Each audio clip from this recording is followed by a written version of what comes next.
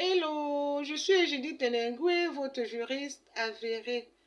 Il me plaît cet après-midi de vous entretenir sur la mendicité, cette activité qui sollicite la générosité de quelqu'un d'autre. Beaucoup ne savent pas que la mendicité est une infraction et qu'elle est réprimée par la loi, plus précisément par le Code pénal à ses articles 245 et suivants.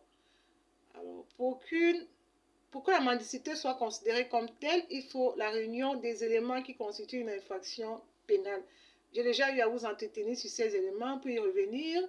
Il faut la réunion de l'élément légal, l'élément matériel et l'élément intentionnel.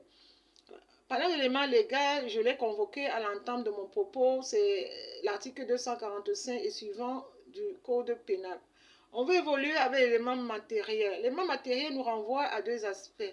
Alors, il faudrait que, dans un premier temps, que l'auteur présumé de l'infraction de mendicité mène cette activité à tout moment et à tout lieu. Le second élément, c'est qu'il faudrait que l'auteur présumé de la mendicité soit dans la capacité ou la possibilité de mener une activité génératrice de revenus, qu'il ait la possibilité de travailler, il n'est pas malade, il a tous ses sens. Il n'est pas un mineur sans tutelle, il n'est pas un mineur, un majeur autant pour moi, handicapé sans curatelle, mais il choisit quand même de mener cette activité de mendicité. La loi n'admet pas que quelqu'un ait tous ses sens, mais qu'il mène l'activité de mendicité. Cette personne sera frappée par cette infraction. On va finir avec le troisième élément, c'est l'élément intentionnel. Ici, selon que le dol soit général ou qu'il soit spécial.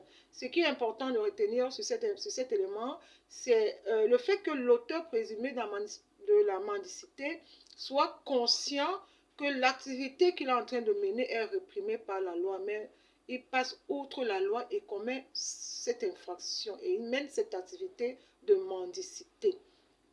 Ce qu'il faut également savoir, c'est que la mendicité, c'est un délit. Là, vous savez que dans une infraction pénale, nous avons les crimes, le délit et la contravention. La mendicité ici est un délit et le tribunal qui sera compétent, ce sera celui de la commission de l'infraction de mendicité, le TPI, du lieu de la commission de l'infraction en sa chambre correctionnelle.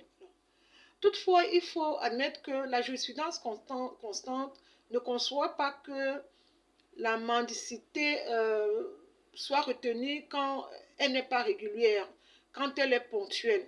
Pour que la mendicité soit retenue comme une infraction, il faudrait qu'elle soit permanente, que l'auteur mène cette activité de façon permanente, qui peut arriver à toute personne de solliciter de l'aide à un moment donné. Tout moment où la mendicité ici est juste ponctuelle, elle ne peut pas être considérée comme une mendicité, comme la mendicité.